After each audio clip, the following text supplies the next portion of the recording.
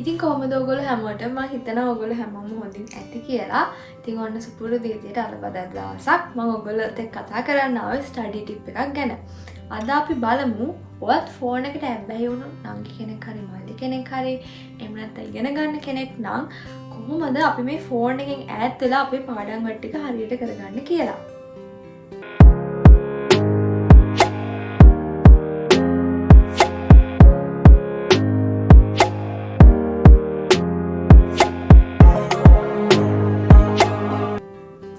Online class එතකොට ගෙදර හුඟක් වෙලාවට ඉඳන එක බස් එකේ හුඟක් වෙලාවට යන්න එන්න වෙලා තියෙනවා. ඒ කියන්නේ මගට යන වෙලාව වැඩි. ඔය ඔක්කොම දේවල් එක්ක අපි ෆෝන් එකට හුඟක් වෙලා ඒ කියන්නේ ඉන්න යොමු වෙලා තියෙනවා. නිවුස් බලන්න. එතකොට Facebook එකේ මොන හරි යනවා නම් ඇලර්ට්ස් මොන හරි අරගලේ ගැන මොන හරි යනවා නම් බලන්න. ඉතින් ඔය ඔක්කොමත් එක්ක පොන්චි ළමයාගේ පවා ඉඳලා දැන් ෆෝන් එක නැතුවම බැරි දෙයක් වෙලා. හැබැයි ඉගෙන ගන්න කෙනෙක් නම් ඔයා ෆෝන් එකට උන්ලට ඇබ්බැහි වෙන එක එච්චර හොඳ දෙයක් නෙවෙයි. මොකද ෆෝන් එකේ ඉන්න වෙලාව ඉගෙන ගන්න ඔයා යොමු කරන වෙලාවට වඩා වැඩි වුණොත් ඔයාගේ අධ්‍යාපන ජීවිතේ ලොකු අසාධාරණයක් වෙනවා.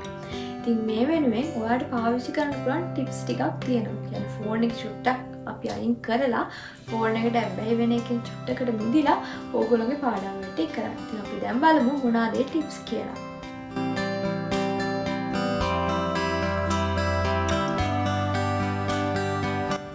පළවෙනි ටිප් එක තමයි notification off කරන්න. මේක ඕනම ඇප් එකකට අදාළව ඔයගොල්ලන්ට එන notifications off කරලා තියන්න. අඩුම vibrate එකක් දාන්න එපා. මොකද නැත්තම් ටින් ගාලා එක notification එක එනවා. නැත්තම් ෆෝන් එක vibrate වෙනවා. ටක් ගාලා අප්පෑල පොට් එක තිබ්බා වැඩේ නැවතුව බැලුවා මොකද මේ notification එක. ඉතින් එහෙම වෙන්න එපා. ඕගොල්ලෝ ගෙදරින් එළියට යනකොට විතරක්. ඒ කියන්නේ ටාස්නරේ කොහේ වැඩකට යනවා නම් විතරක් notification on කරගෙන ගිහිල්ලා ඕගොල්ලෝ ගෙදර ඉන්න වෙලාවට කියනවා පාඩම් කරන වැඩ කරන වෙලාවට අනිවාර්යයෙන්ම ඔයාගේ ෆෝන් එකේ apps වල notification off කරලා තියාගන්න.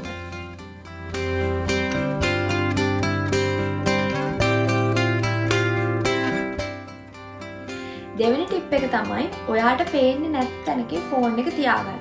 දැන් සාමාන්‍යයෙන් මම පාඩම් කරන වෙලාවට නම් ගොඩක් වෙලාවට මම කොට්ටයට ෆෝන් එක තියනවා. සයිලන්ට් දාලා. එහෙම නැත්නම් ඔයාට පුළුවන් ලාච්චුව ඒ කියන්නේ පොත් මේසෙ ලාච්චුවකින් ෆෝන් එක දාලා තියාගන්න. එහෙම නැත්නම් ඔයාට පුළුවන් අල්මාරියෙන් දාලා තියන්න. එහෙම නැත්නම් අම්මට හරි තාත්තට හරි දීලා තියන්නත් පුළුවන්. ඉතින් ওই විදියට මොකද දැන් අපි පාඩමක් ඉවර වෙලා නැත්තම් කරන්නේ ටක් ගාලා ෆෝන් එක අරන් බලනවා. ඊට පස්සේ වෙලා යනවා අපි දන්නේම නැහැ. ඒක වළක්ව ගන්න ඕගොල්ලන්ට පුළුවන්. පාඩම් කරන වෙලාවට ෆෝන් එක ඔයාලට පේන්නේ නැත්නම් ඒක දකින්න පෙළඹවීමක් එන්නේ. ඉතින් ඒක නවත්ත ගන්න ඔයාලට පුළුවන් ෆෝන් එක පේන්නේ නැත්නම්කින් තියාගන්න. අනිත් දේ තමයි ඔයා දැන් ෆෝන් එක බලන්නත් ඕනේ නැතුවත් බැහැනේ. ඒකට ඔයා හිතන්න අපි ගමු එක සබ්ජෙක්ට් එකක් ඉකෝන් කියලා. ඉකෝන් මම පළවෙනි පාඩම ඉවර කරලා ෆෝන් එක බලනවා ටිකක්. ඔන්න ඔය විදිහට පුංචි ටාගට්ස් හදාගන්න. يعني ෆෝන් එක ඔයාට දෙන්නේ ඔයා මේ ටාගට් එක කවර් කරොත් කියලා.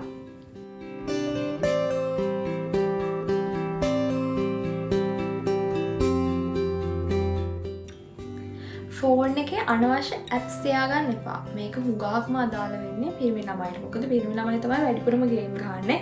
හැබැයි ගෑනු ළමයිනොත් ගේම්ස් ගහන්නේ නැතුවම නෙවෙයි ෆැෂන් ඩිසයිනින් ගේම්ස් එතකොට කුකින් ගේම්ස් ස්නැප්චැට් තියෙනවා ලූඩෝ වගේ ඒවා ඔය වගේ ගේම්ස් ගහනවා කට්ටිය. ඉතින් එක්සෑම් එකක් ලඟ වෙද්දී ගේම්ස් ගහන්න. හැබැයි ලිමිට් එක දැන් ඔයාලට ලිමිට් නැත්නම් අනිවාර්යෙන් ගේම් ඇප් ඩිලීට් කරලා තියාගන්න. Viber WhatsApp ඔක්කොගෙම ඉන්නවනම් Telegram එක සෝෂල් මොනාරික ඔයාලට chat කරන්න එකක් තියාගෙන අනිත් ටික අයින් කරලා දාන්න. ඒ විදිහට ඔයාව කන්ට්‍රෝල් වෙන්නේ නැති apps අනිවාර්යෙන් එක්සෑම් ලඟ වෙද්දී අඩුම එක්සෑම් එක ඉවර වෙනකම්වත් ඔයාගේ ෆෝන් එකෙන් අයින් කරලා තියාගන්න.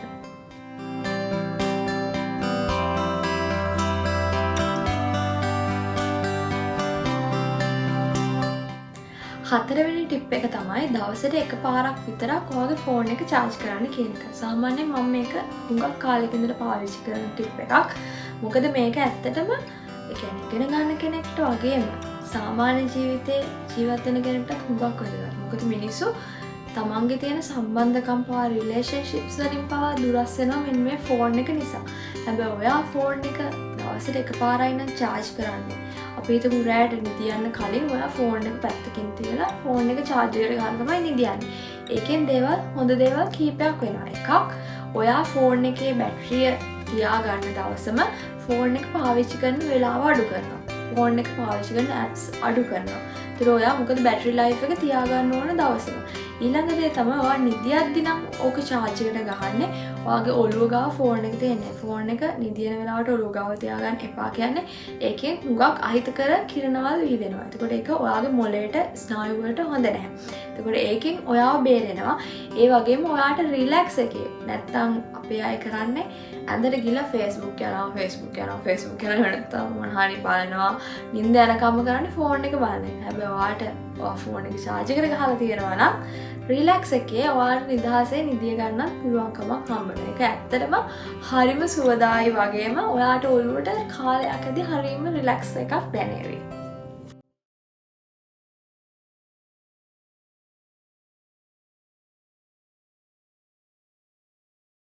පස්වෙනි ටිප් එක තමයි apps try කරලා බලන්න. එතකොට night mode, එතකොට zen mode, ඒ වගේ එක එක apps ಜಾති තියෙනවා. ඔයගොල්ලෝ iPhone එක පාවිච්චි කරන කෙනෙක් නම් App Store එකේ බලන්න පුළුවන්. එතකොට Google phone එක, Android phone එක පාවිච්චි කරන කෙනෙක් නම් Play Store එකේ බලන්න පුළුවන්. තව Google එකේ ඔයගොල්ලන්ට search කරලා බලන්න පුළුවන්. මොනවාද මේ ඔයගොල්ලෝ mobile phone එක පාවිච්චි කරන control කරන්න ඔයගොල්ලන්ට පාවිච්චි කරන්න පුළුවන් apps. free apps තියෙනවා. ඉතින් පොඩ්ඩක් හොයලා බලලා ඒක එකක් download කරගන්න. ඒකෙන් ඔයාට support එකක් දෙනවා. ඔයාට guide එකක් දෙනවා. මේ විදිහටයි ඔයා ෆෝන් එක පාවිච්චි කරන එක අඩු කරගන්න ඕනේ. මේ විදිහටයි ඔයා ෆෝන් එක ඔයාගෙන් ඈත් කරලා තියන් ටික ටික පුරුදු වෙන්න ඕනේ කියලා. ඉතින් ඒ ටිප් එකත් ඔයගොල්ලන්ට හරිම ලේසියෙන් try කරලා බලන්න පුළුවන්.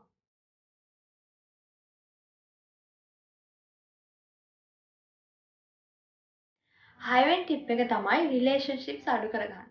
මේකෙදි මම කියන්නේ හුඟක් වෙලාවට අපේ මිනිස්සු මාර groups වගේක ඉන්නවා. WhatsApp ගත්තොත් එන group ගොඩක්. ඇත්තටම ඒ සමහරවිට දන්නෙත් නැහැ ඉන්නේ කවුද කියලාවත් ඒ group වල.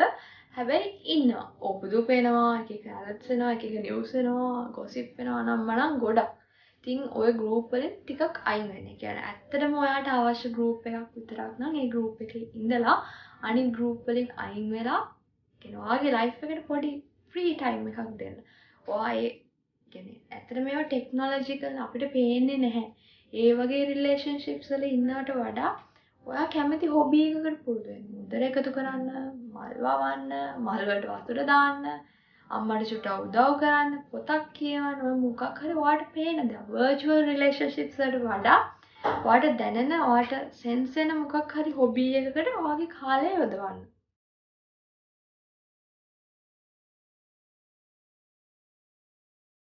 අන්තිමම ටිප් එක තමයි ඒක ටිකක් බරපතල ටිප් එකක්. මේක ඔයා ඉස්කෝලේ යන කෙනෙක් නම් ඔයාට අනිවාර්යෙන් කරන්න පුළුවන් දෙයක්. ඔයාට තේරෙනවා නම් ඔයා ෆෝන් එක ඕන් පාවිච්චි කරන හොඳටම වැඩි. මට මේක කන්ට්‍රෝල් කරගන්න බෑ. මට හැබැයි එක්සෑම් එකකුත් ළඟ එනවා කියලා කරුණාකරලා ඔයාගේ ෆෝන් එක රාජසන්තක කරන්න. ඉතින් ඔයාගේ ෆෝන් එක අම්මට හරි තාත්තට හරි දෙන්න. මම දන්නවා මේ දවස්වල අමාරුයි. හැබැයි සමහරවිට කරන්න පුළුවන් වෙයි. කියන්නේ ක්ලාස් තියෙන වෙලාවට විතරක් අරගෙන ඒක ඒ වෙලාවට පාවිච්චි කරලා අම්මට දෙන්න. මම මේක තියාගන්න. ඒක මතක තියාගන්න. ඒක ඔයා වෙනුවෙන් කරන ලොකු කැපකිරීමක් සහ ඔයා වෙනුවෙන් කරන ලොකු ආයෝජනයක්. මොකද අමාරුවෙන් හරි අපි සමාදව කැප කරාම අපේ ජීවිතේ අපි හිතනට වඩා හොඳ ප්‍රතිඵල ලැබෙන්න පුළුවන්. ඒ නිසා ඒක කරලා බලන්න ඔයාට ෆෝන් එක කන්ට්‍රෝල් වෙ නැත්තම්. ඉතින් ඔන්න මම අද ඔයගොල්ලොත් එක්ක කතා කරේ ෆෝන් එකට ඇබ්බැහි වුණ කෙනෙක් නම් ඔයා කොහොමද ඔයාගේ පාඩම් වැඩ කටයුතු වලට බාධාවක් නොවන විදිහට ෆෝන් එක ඔයගොල්ලෝගෙන් ඈත් කරගන්න කියලා. ඉතින් කියන්න ඕන තව දෙයක් මේක ඔයා ඉගෙන ගන්න කෙනෙක් වුණත් සාමාන්‍ය ජීවිතේ සාමාන්‍ය විදිහට ජීවත් වෙන කෙනෙක් වුණත් මේක ඔයාලගේ ජීවිතේට අදාළ වෙනවා. මොකද මම වීඩියෝ එක මැදදීත් මෙන්ෂන් කරා වගේ ඔය ෆෝන් එක නිසා හුඟක් රිලේෂන්ෂිප්ස් වලට බාධා වෙනවා කියලා. කෑමට කඩේකට ගියත් සමහරු කරන්නේ සමහරනේ බහුතරයක් දෙනා කරන ෆෝන් එක ඔබ ඉන්න එක. ඇත්තටම අපි එළියට යන්නේ කෑමකට වේවා මොකට හරි වේවා. අපි මිනිස්සුත් එක්ක ඒ වෙලාව ගත කරන්නේ. ඒ වෙලාවට ෆෝන් එකේ ඉන්නවනම් ඒක අපරාධයක්. ඒ වෙලාව විඳින්නේ නැහැ අපේ මිනිස්සු. ඉතින් ඒ නිසා ජීවිතේ ඕනටඩා ෆෝන් එක කියන්නේ මොබයිල් ෆෝන් එක ඔයගොල්ලෝ ජීවිතේ අබ්බැහියක් කරගන්න එපා. ඉතින් ඊළඟ සතියේ අපි තවත් වීඩියෝ එකක් හම්බෙමු. ඔයා අපේ study with me Facebook page එක තාම follow කරලා නැත්නම් ඔයාලට පුළුවන් follow කරලා join වෙන්න. ඒ වගේම study with me YouTube channel එකටත් ඔයාලට පුළුවන් subscribe කරලා අපිත් එක්ක දිගටම එකතු වෙලා ඉන්න. ඉතින් ඊළඟ සතියේ තවත් අලුත් වීඩියෝ එකකින් හම්බ වෙනකම් ඔයගොල්ලෝ හැමෝටම සුබම සුබ දවසක්.